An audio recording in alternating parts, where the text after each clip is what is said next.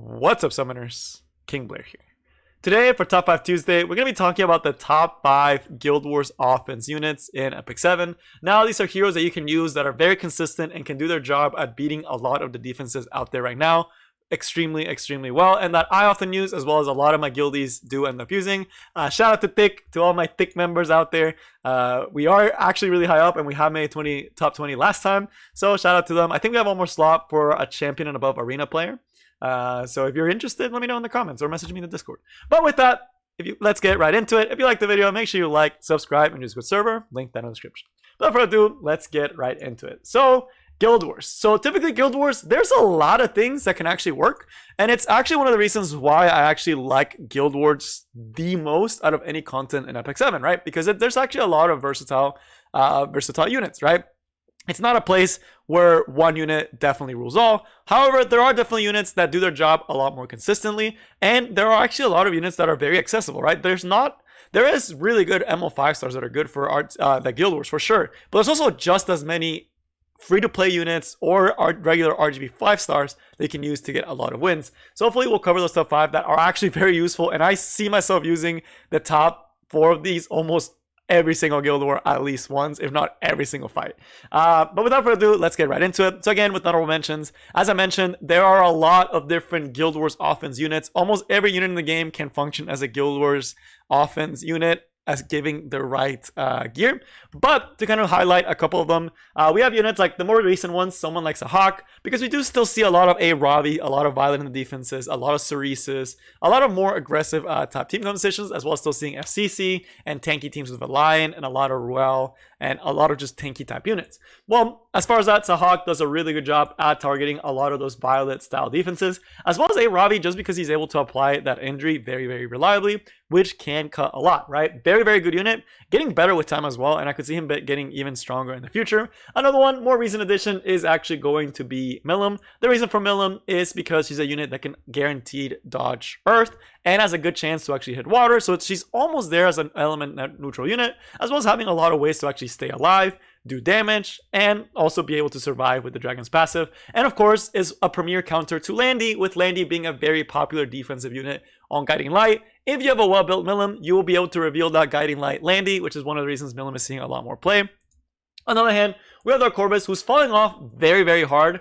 You rarely actually do see him. I just put him here because I know someone's going to ask me where's our Corvus. But our Corvus is still a pretty decent unit. He's still really good into very tanky teams as a dark type tank, because he's actually able to one-shot those tanky teams quite reliably. But it has become significantly harder whenever there is an Apocalypse Ravi, because Apocalypse Ravi is just so freaking tanky that it just makes it hard for him to actually be able to ramp up. But there are situations that I still see him. Whenever you see very tanky team type compositions that don't have the Landy, you will often see Dark Corvus in that defense. Another one is of course going to be Landy and Charlotte.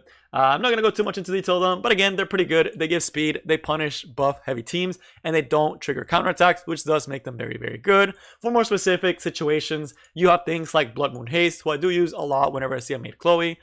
I do often use ML Haste, and he works really well against RB. And of course, there's another one that the only reason, now we get to like a closer to the top, but again, there's a lot more. There's even things like Surmia for one-shotting very tanky teams. If you make a Surmia team composition, she's very good. Again, I can go on about all these units that are really good given the right situation, but I wanted to go more in detail about units that you might actually see that are more accessible to you, that are even used more often.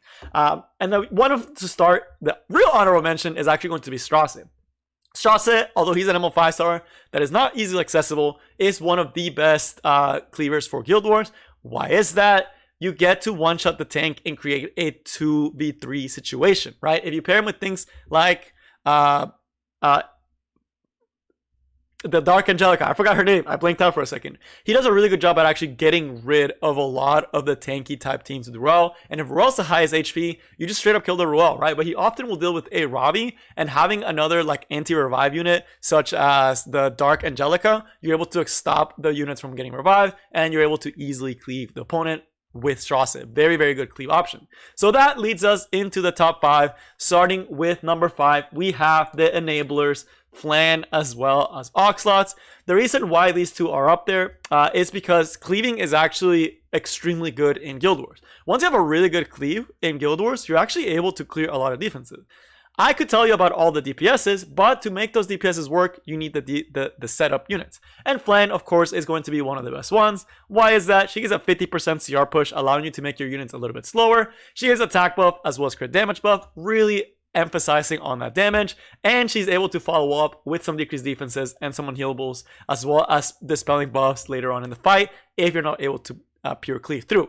She's really good with Operator Sigrid if you do happen to have an Operator Sigrid. She's really good with Luna if they're squishy, and there are so many defenses that are easily cleaved whenever you have a flan. She's also staple in things like the Sirmia cleave, since you're able to give Sirmia the crit damage buff and cycle her a little bit, right? So there are a lot of different situations where you actually would use Flan for a cleave because she sets up so nicely into a nice little cleave, and cleaving in Guild Wars is really, really good because once you get rid of the problem unit, it's usually just a matter of time before you kill them. So whenever you see those Fallen Cecilia Landy defenses where Landy is the main DPS, you can just put Millum, you can put Flan, and then just easily one-shot the Landy, do some damage on the other unit, and have the third unit be able to deal with the last unit that's left there.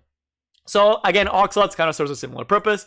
The only problem with Oxalots is that he does not have the same crit damage buff that Flame does have, but he's still able to set up into a cleave and is able to actually make up a little bit of that by actually giving a 100% CR push, which is one of the reasons you actually see him a lot with like really slow units for full DPS type units, because he does give that 100% CR push on that S2. So again, cleave is a very important part of actually cleaving. You can put Strasse. There's a lot of cleave units that I can talk about. Luna, how Luna's a monster with these type of cleaves.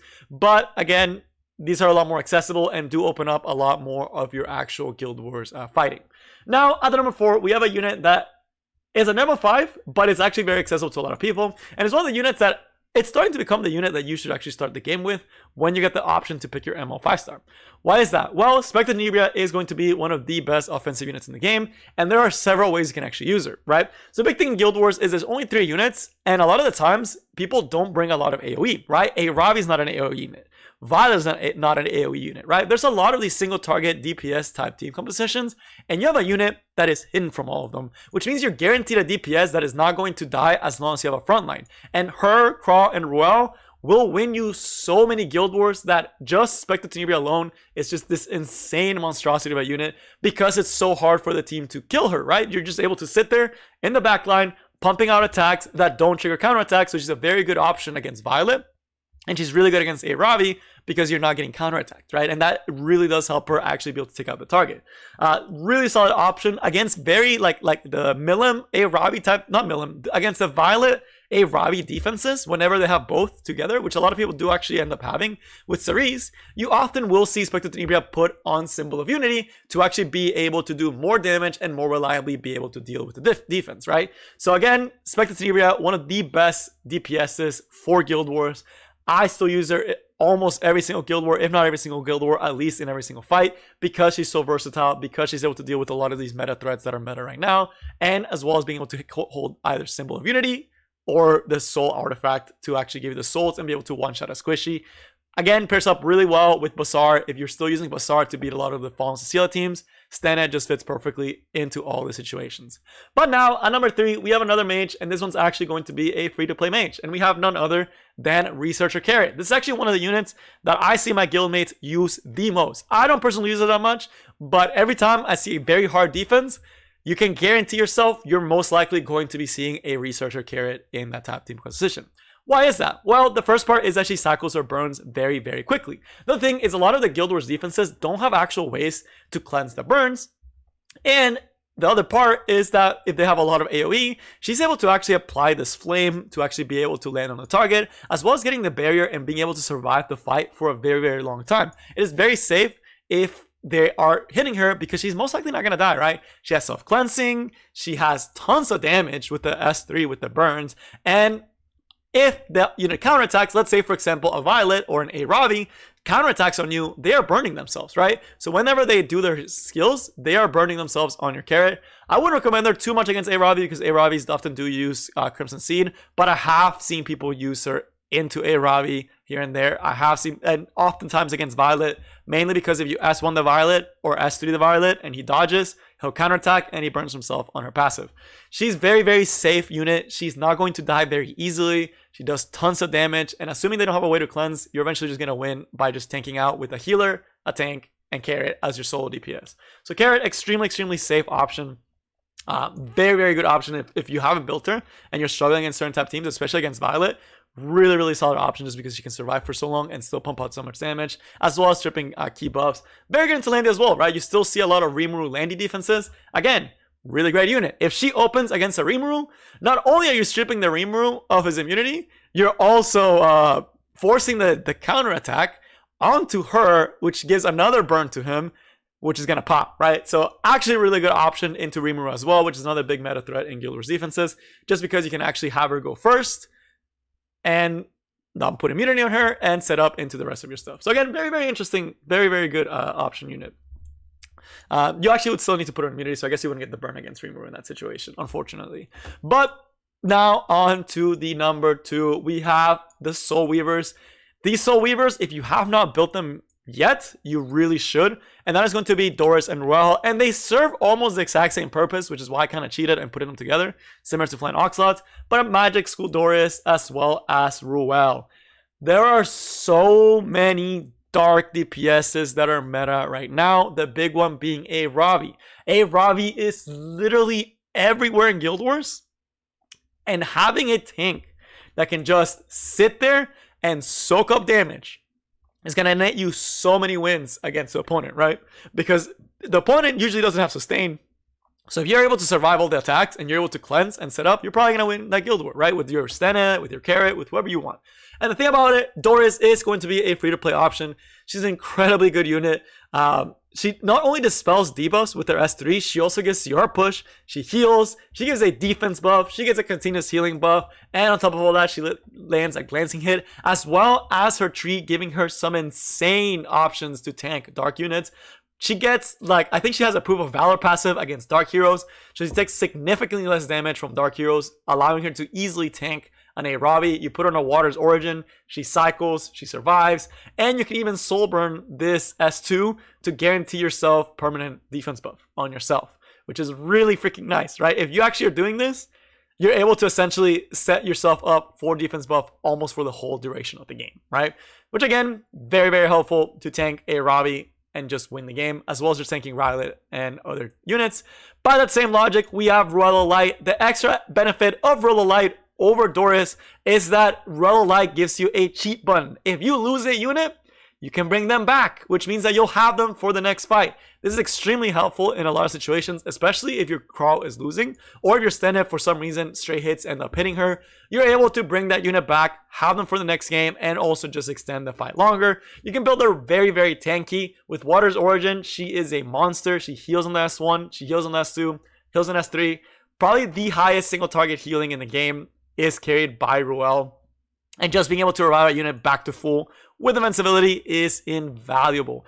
This unit again also functions as a light bait for all the dark heroes that are out there, including a Ravi, or in that scenario also Rylet. So again, whenever you need a light tank, which many times you will, they are your to-go-tos. The thing about it that's also really nice is you also just slap them on a lot whenever you're using Crawl or any other type of Brewster team composition, because they provide that much sustain and you're able to slowly Brewster the opponent. They're very good with Dark Corvus, they're very good with Stena, they're very good with Carrot, just because they keep them alive, keep them pumping, and keep them going. But now, at number 1, we probably have the king of Guild Wars. I cannot imagine doing Guild Wars without this unit. At number 1, we have none other than Craw. And Craw, to me, is just the best offensive Guild Wars unit that is in the game. He just gives you so much security with his S3, provides an Aureus, and gives a very reliable defense buff. He just does everything you would want in Guild Wars, right? He creates a 3v2 situation. He tanks the opponent's units, because you're able to Aureus your way through with the healer, and then he'll be the one that's going to get targeted if there's element neutrality. And on top of that, he's also able to provoke, push back, and give defense buff, right? And able to be tanky and soak up damage and give barrier and one-shot units, right? He does so much, and there are so many fights. I'm like, I have no idea how to beat this team if I didn't have Crawl. Whenever there's a Violet, Violet is free low. If they have a Violet, you slap on a Crawl, you eat that bad boy's damage. You have like a Doris to help him cleanse if he needs it. And then you just S3, you kill a unit, and then you chill. right? Especially because you can just let him heal him up with a Ruel or a Doris, heal him back to full, and just wait and do it again in like 4 turns. There are literally teams that are all tanks and all they're doing is waiting for Cross to horse 3 times in a row, right? It's just, this unit is just incredibly powerful, and he's a cornerstone, and particularly for all my teams. And whenever I see a defense that's very hard, I almost always see Craw in every single Guild Wars offense that my guild does, and a lot of people do, because he's such an incredibly good unit. He tanks, he takes units out, and he sets up defense bus. It's everything you could ever want, right? But again, you can also cleave, which is why we mentioned the Flan and the Oxlots being very good setups for cleave. Another honorable mention that I didn't mention that a lot of people will also argue for being high up is actually going to be Dark Angelica, which I have no idea why I can't think of her name, dude. I have no idea why I can't think of her name right now. Simple Angelica. Yeah, what am I thinking? Mainly because she deals with revive teams like Royal quite easily, as well as being really good for cleave as well, right? I didn't mention her, but I probably should have. But yeah, that's going to be all I got for you guys today. Hopefully you enjoyed, and this helps you think of units for your teams for Guild Wars. But that's all I got, and I will see you next time. Peace.